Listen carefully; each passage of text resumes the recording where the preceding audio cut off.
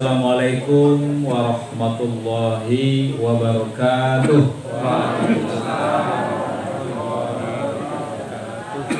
Innal hamdalillah nahmaduhu wa nasta'inuhu wa nastaghfiruhu wa na'udzu billahi min shururi anfusina wa min sayyiati a'malina. May yahdihillahu fala mudilla lahu wa may yudlilhu fala hadiyalah. Asyhadu an la ilaha illallah wahdahu la syarika lah wa asyhadu anna Muhammadan abduhu wa rasuluh. Allahumma shalli wa sallim ala sayyidina Muhammad wa ala alihi wa sahbihi ajma'in. Puji syukur kita aturkan kehadirat Allah Subhanahu wa taala atas limpahan rahmat dan karunia-Nya kepada kita semua. Alhamdulillah pada pagi yang cerah ini kita telah dapat hadir bersama-sama dalam pengajian rutin IKABA 2018 ya. Sholawat dan salam tak lupa pula kita aturkan kepada junjungan kita Nabiullah Muhammad sallallahu alaihi wasallam.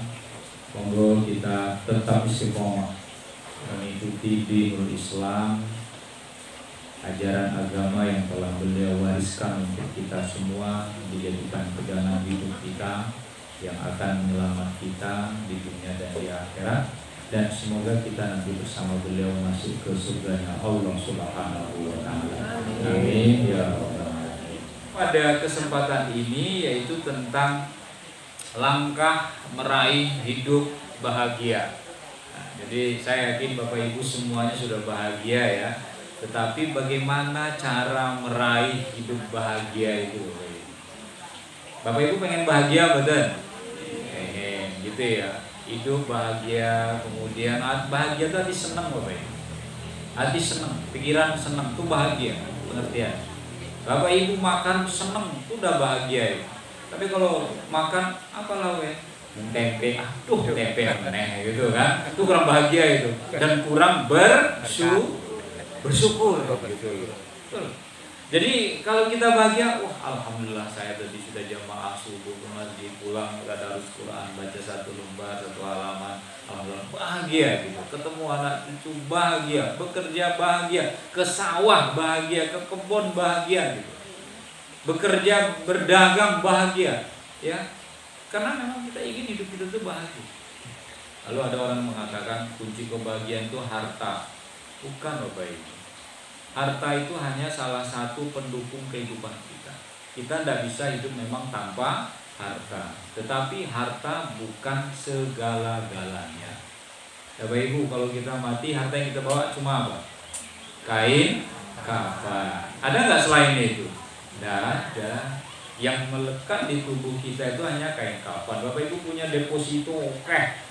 Dibawa deposito nyogok malaikat mungkar nakir, sakit betul?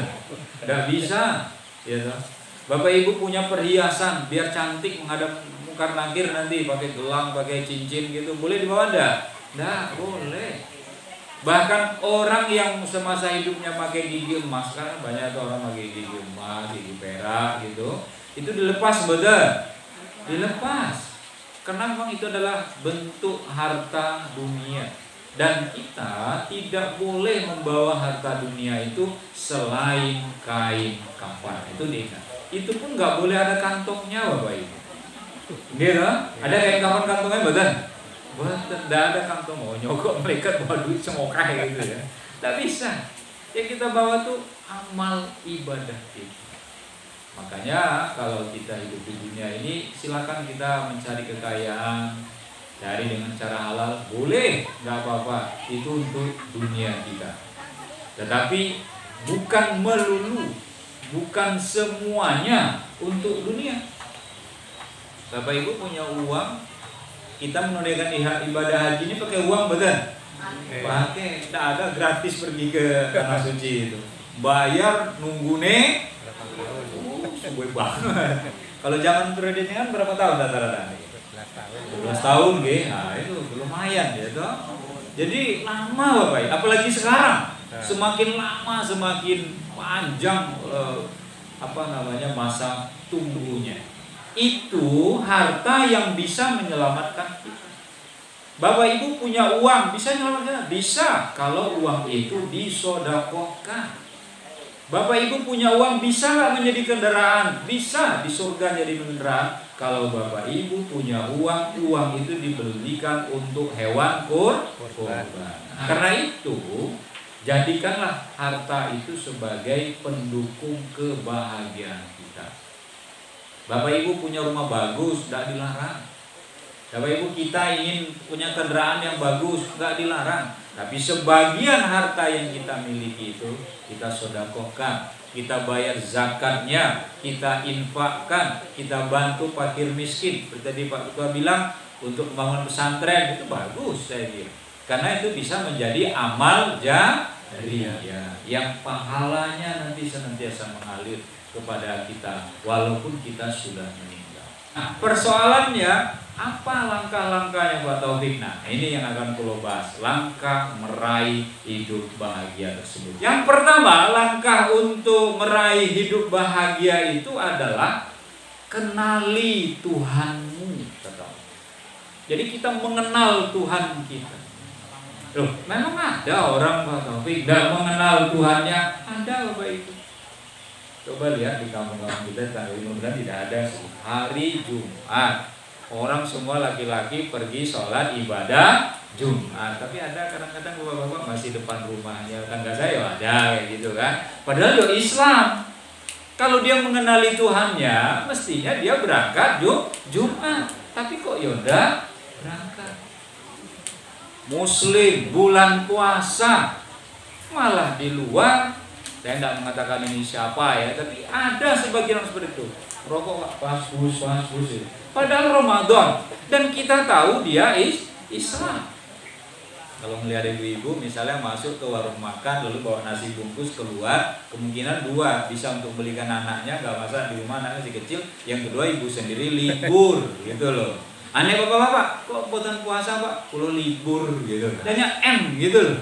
Malas. Itu.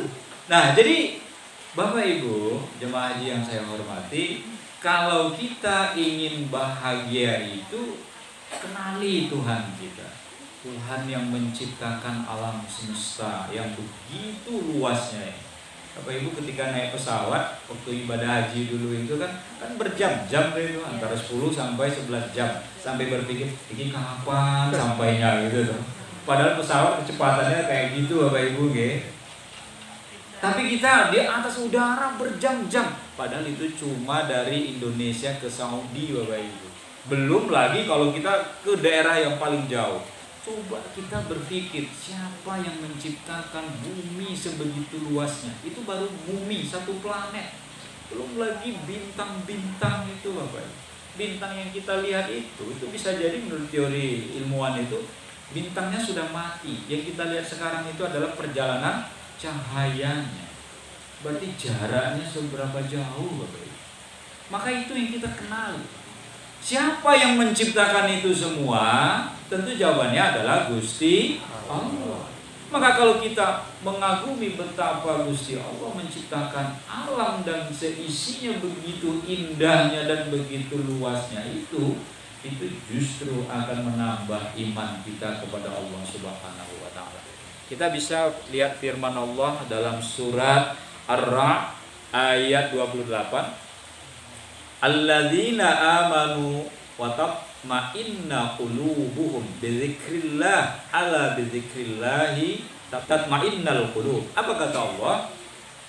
Orang-orang yang beriman itu dan hati mereka itu menjadi tentram dengan mengingat Allah. Ingatlah, hanya dengan mengingat Allah hati menjadi tentram. Ya kalau kita ingin hatinya tentram, hatinya bahagia, ingat Gusti Allah. Jadi kalau misalnya kita, saya sakit, ingat Gusti Allah. Yang memberi penyakit Allah, maka yang menyembuhkan juga Gusti Allah. Kalau kita diberi kesulitan dalam hidup, tantangan itu adalah sudah merupakan takdir Allah, maka kita merubah tantangan dan rintangan itu kita sendiri. Tapi ingat bahwa itu semua atas kehendak Allah. Jadi tentramkan hati kita Bapak Ibu dengan apa? Dengan selalu ingat kepada Allah. Lalu yang kedua, kalau ingin bahagia itu adalah banyak berdoa Bapak Ibu. Jadi ternyata doa itu membuat kita bahagia Bapak Ibu. Ketika kita naik pesawat di ketinggian seperti itu banyak doa betul? Ya, apalagi kalau pesawatnya rada goyang-goyang sidik gitu kan, tiba-tiba turun gitu, udah rasanya mau copot gitu kan. Tapi tenangkan hati kita Bapak Ibu. Dengan apa? Dengan berdoa. Saya naik pesawat ini untuk menunaikan haji, untuk menunaikan umroh. Saya pasrahkan kepada Gusti Allah. Naik mobil mogok iso di pinggir ke, naik pesawat mogok pripun. Gitu. Ana penerbangannya suwe gitu kan. Suwe Bapak Ibu nggih, lama gitu. Kita naik di 2 jam tekan. Nah, ini 10 sampai 11 jam gitu. Kok ya orang tekan-tekan di atas saja terus gitu kan. Apa yang menenangkan kita Bapak Ibu? Doa. Ya, kita udah baca doa sebelum berangkat dan berdoa juga saat di atas itu. Ya Allah, selamatkanlah saya sampai ke tujuan saya. Karena doa itu bisa membuat kita tenang dan bahagia. Kita makan saja, mau makan kita berdoa dulu. Kita setelah makan kita berdoa dulu supaya menenangkan. Allahumma barik lana fima razaqtana wa qina adzabannar. Kita berdoa loh. Kenapa? Karena doa itu kita berharap kepada Allah yang kita makan itu diberkahi oleh Allah. Allahumma barik lana, ya Allah berkahilah kami. Fima razaqtana, rezeki-rezeki yang telah Kau berikan kepada kami. Sehingga kita yakin kita minum teh gak usah terlalu takut diabetes. Insya Allah kalau nggak terlalu banyak aman gitu loh. Kenapa? Kita nyuwun pada Gusti Allah, Allah memberkahi gitu loh.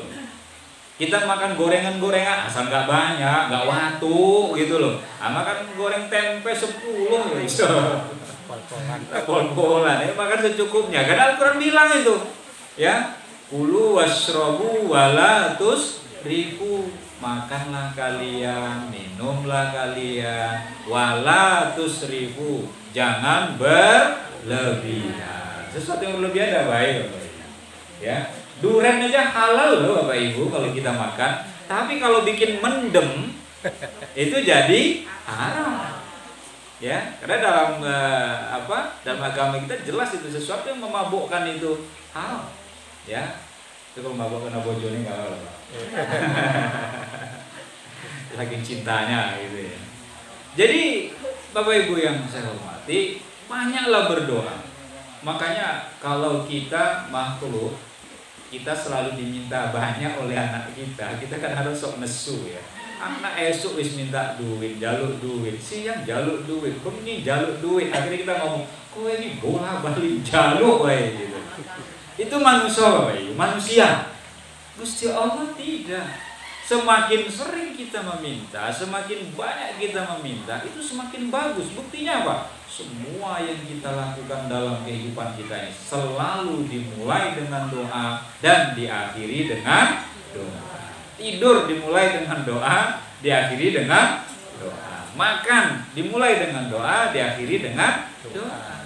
Kita lahir ke dunia ini diawali dengan doa. Meninggal pun kita didoain oleh anak keturunan kita gitu loh. Dan orang-orang di sekitar kita. Ya. Allahumma fir lil mu'minina wal mu'minat wal muslimina wal muslimat. Kita didoakan oleh orang-orang muslim dan orang-orang mukmin seluruh dunia Bapak Ibu. Kita doakan ya. Di dalam Al-Qur'an pada surat Al-Ghafir ayat 60, wa qala rabbukum ud'uni astajib lakum innal ladzina yastakbiruna 'an ibadati sayadkhuluna jahannama dakhirin. Kata Allah, dan Tuhanmu berfirman, berdoalah kepadaku, niscaya aku akan perkenankan doamu. Sesungguhnya orang-orang yang sombong, yang tidak mau menyembahku, akan masuk neraka jahanam dalam keadaan hina. Jadi kenapa kita banyak berdoa? Karena yakin Allah akan mengabulkan doa kita. Jadi Bapak Ibu, mulai sekarang kalau kita rasanya kurang doa kita, maka perbanyak. Saya kadang-kadang melihat indikasinya mudah. Kalau orang yang biasa doa dan tidak, itu saat sholat jamaah. Kan ada tuh Bapak Ibu gitu, sholat doa di masjid itu begitu saya assalamualaikum depan oleh imam, lagi assalamualaikum, itu langsung berdiri kabur, nggak ada zikirnya, nggak ada doanya. Ada yang sebagian ulama zikirnya, dia berdoa paling tidak 5-10 menit lah rakyatan ya, berdoa. Saya hanya berpikir orang itu nggak berdoa ya buru-buru banget gitu, ya toh. Padahal lama betul berdoa itu, betul bahwa doa itu cuma sebentar kok. Padahal 5 menit kita tuh udah panjang banget itu doanya itu, ya toh. Tapi kadang-kadang kita nggak menyempatkan diri kita untuk berdoa. Maka keyakinan kita dengan doa itu, semakin banyak kita berdoa, maka semakin besar juga Allah akan mengabulkan permintaan kita. Tapi sebaliknya kalau kita tidak mau berdoa kepada Allah, artinya kita sombong kepada Allah. Berarti kita mampu berdiri sendiri tanpa bantuan Allah. Itu yang kedua Bapak Ibu, yang menenangkan hati kita yang kedua adalah kita banyak berdoa. Lalu yang ketiga adalah banyak berbuat baik. Perbuatan baik itu semakin banyak kita lakukan, itu semakin bagus, ya. Jangan kita itu melakukan perbuatan baik itu jarang-jarang. Kalau sedekah jarang-jarang padahal mampu, berinfak jarang-jarang padahal mampu, menolong orang jarang-jarang padahal bisa, gitu kan. Maka perbuatan baik itu, amal soleh itu namanya, itu berbanyak. Amal soleh itu luas cakupan. Bapak Ibu menolong tetangganya itu amal soleh. Membuang duri di jalan, besi, runcing biar tidak keinjak pengganggu jalan lalu kita singkirkan, itu amal soleh. Mari kita selalu itu melakukan amal soleh. Amal soleh itu adalah perbuatan baik, karena perbuatan baik itu tidak akan pernah merugikan kita. Jadi katakan Allah itu, walas innal insana lafi khusr illal ladzina amanu wa 'amilus shalihat. Allah bersumpah demi masa, sesungguhnya manusia itu dalam keadaan merugi, kecuali siapa? Illal ladzina amanu wa 'amilus shalihat, kecuali orang-orang yang beriman dan beramal saleh. Nyesal Bapak Ibu, rugi kalau sekarang kita punya kesempatan tidak. Kenapa? Nanti penyesalannya itu di akhirat. Kenapa ya saya dulu nggak beramal soleh, padahal saya bisa sodako, kok saya nggak sodako. Padahal saya bisa membantu tetangga saya tidak mau membantu tetangga saya. Saya padahal bisa melakukan kebaikan, tangan saya bisa, kaki saya bisa, mulut saya bisa mengajak orang untuk kebaikan, tetapi tidak saya lakukan. Itu sudah diumpamakan oleh Allah. Ada dalam Al-Quran, ya. Wa qalu law kunna nasma'u aw naqilu ma kunna fi ashabis sa'ir. Ada dalam surat Al-Mulk, kata Allah, mereka berkata, ini perumpamaan itu oleh Gusti Allah. Mereka berkata, andaikan kami dulu memikirkan, andaikan kami dulu mendengar bahwa apa yang baik harus kami lakukan, yang buruk harus kami tinggalkan, niscaya kami tidak akan masuk ke dalam neraka Sa'ir. Sa'ir itu salah satu nama neraka, dan nama neraka Jahannam, ada neraka Sa'ir. Itu Bapak Ibu, sekecil apapun kebaikan yang kita lakukan, menasihati anak, keluarga kita, keturunan kita, teman kita, saudara kita, kalau itu baik, maka dia akan menjadi amal soleh, ya. Karena amal soleh itu, itulah yang tidak membuat kita merugi. Dan amal soleh yang kita lakukan itu membuat kita bahagia. Saya tanya Bapak Ibu subuh pergi ke masjid, begitu subuh, sholat subuh di masjid, pulang sempat membaca Al-Quran sambil menunggu air mateng gitu ya, baca rakatan selembar atau 2 lembar, nanti sambil minum kopi disiapkan ibu bapak-bapak ya. Habis kita ngaji, habis minum kopi, senang betul hatinya Bapak Ibu. Senang Bapak Ibu. Lalu yang keempat, yang terakhir, bahwa yang membuat kita bahagia itu adalah mencari ampunan. Jadi mencari ampunan Allah itu membahagiakan kita. Apa contohnya? Bapak Ibu, tidak ada kita itu yang tidak berdosa. Ada nggak di antara kita yang nggak berdosa? Tidak ada. Mesti kita itu berdosa dan punya kesalahan. Dan itu manusiawi. Setiap manusia itu salah, itu biasa. Al-insanu mahalul khata' wan nisyan, kata pepatah Arab. Manusia itu tempat salah dan lupa. Kalau kita salah itu biasa, tapi karena kita salah itu langsung kita istighfar. Ya Allah saya berdosa, astagfirullahaladzim, astagfirullahaladzim. Kan senang hati kita ya. Itu membahagiakan kita. Saya sudah minta ampun kepada Allah. Saya sudah memohon kepada Allah. Semoga dosa saya diampuni oleh Allah. Itu melegakan kita, Bapak Ibu. Ya. Makanya kalau kita itu melakukan kesalahan, segera saja kita istighfar. Tapi ketika kita sudah istighfar, mengaku salah, apa seharusnya yang kita lakukan? Berjanjilah bahwa kita tidak mengulangi kesalahan yang sama. Itu kata kunci. Kita dalam Islam tidak diajarkan begitu. Kalau kita melakukan sebuah kesalahan sekali oke, tapi kita berjanji tidak mengulangi kesalahan yang sama. Wah, mudah saya ibadah saya nggak bagus, saya jauh dari Allah. Kalau sekarang usia saya masih diberi kesempatan oleh Allah, maka saya gunakan kesempatan itu. Jangan saya ulangi lagi kesalahan yang sama. Itu loh, baik. Makanya Allah mengatakan dalam Al-Quran dalam surat At-Tahrim, ya ayyuhalladzina amanu tubu ilallahi taubatan nasuha. Hai orang-orang yang beriman, taubatlah kalian kepada Allah. Taubatan nasuha, sungguh-sungguh taubatnya, taubat yang sesungguhnya. Jangan taubat itu sambelado gitu ya. Lo makan lombok gitu, pedasnya lombok, pas makan lombok tahu siji lomboknya 5 gitu kan. Pas siang mencret diare gitu kan. Pas diare kelingat, waduh saya tadi wajar makan tahu siji lomboknya 5. Wis kapok gitu kan. Besok ketemu lagi tempe gitu kan. Lomboknya malah 6. Jadi kita itu namanya itu hanya saat pedesnya aja kita berasa taubat. Tapi begitu pedesnya hilang, kita ulangi lagi. Tidak. Untuk perut kita aja mesti kita sudah tahu. Berarti apalagi saya asam lambung nih, saya nggak berani nih kayak gini. Kita mikirnya gitu toh. Dosa pun begitu. Saya sudah pernah melakukan dosa.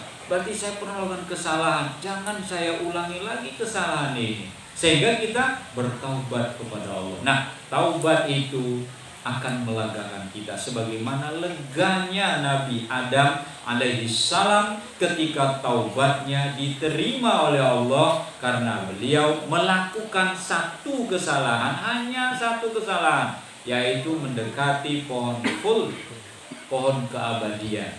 Kata Allah sudah la taqraba hadhihi syajarah. Kalian berdua jangan dekati ini pohon ini. Dekati aja nggak boleh, ada malah ke sono bersama istrinya Hawa, dan itu atas bujuk rayu iblis gitu. Itu hanya mendekati pohon itu, ada juga riwayat mengatakan karena dia memakan buahnya gitu. Lalu dia diturunkan ke bumi ini oleh Allah. Tahu nggak Bapak Ibu? Puluhan tahun muka Adam itu tidak pernah berhenti dari cucuran air mata atas dosa yang ia telah lakukan. Satu kesalahan. Dan itu doanya Adam itu, Nabi Adam itu, Mbah Adam itu diabadikan dalam Al-Quran. Rabbana zolamna anfusana wa illam taghfir lana wa tarhamna lanakunanna minal khasirin. Itu dia mengumandangkan doa ini, Allah langsung mengabulkan. Tenang saja Adam, dosa-dosamu sudah kami ampuni. Sudah saya ampuni. Karena kamu melakukan satu kesalahan, baru lega Nabi Adam beserta istrinya Hawa. Nah, jadi yang membuat kita bahagia itu Bapak Ibu, salah satunya adalah yang keempat ini, beristighfar. Jadi kalau semakin banyak kita beristighfar, itu semakin bagus. Kan ada lagunya Bapak Ibu ya, saya nggak hafal sih lagunya, pendeknya bisa. Kita sama-sama bisa satu bait, bisa nggih? 1, 2, 3. Astaghfirullah Rabbal baraya, astaghfirullah minal khotoya. Dunia kita kuasai, tapi akhirat kita jauh lebih kita kuasai. Dan itu diingatkan dalam surat Ad-Duha, walal akhiratu khairul laka minal ula. Dan akhiratmu jadikanlah itu yang utama. Kita di dunia paling jatah hidup kita 60, 70, 80, 90. Itu udah tinggi itu. Udah lama Bapak Ibu. Di akhirat kita nanti selamanya abada. Abada itu bahasa Arab ya. Abadi, selama-lamanya. Masa hanya untuk dunia aja kita sibukkan urusan dunia, sementara untuk akhirat yang selama-lamanya itu kita abaikan. Bapak Ibu, itu mungkin yang bisa saya aturkan kepada Bapak Ibu semua. Semoga kita semua yang hadir di sini adalah orang-orang yang senantiasa meraih kebahagiaan dalam hidupnya, orang-orang yang bahagia di dunia dan orang-orang yang bahagia di akhirat. Allahumma amin. Demikian yang dapat saya aturkan. Bila ada kesalahan itu murni dari saya, bila itu benar itu hidayah dari Allah Subhanahu wa taala. Wabillahi taufiq wal hidayah. Wassalamualaikum warahmatullahi wabarakatuh.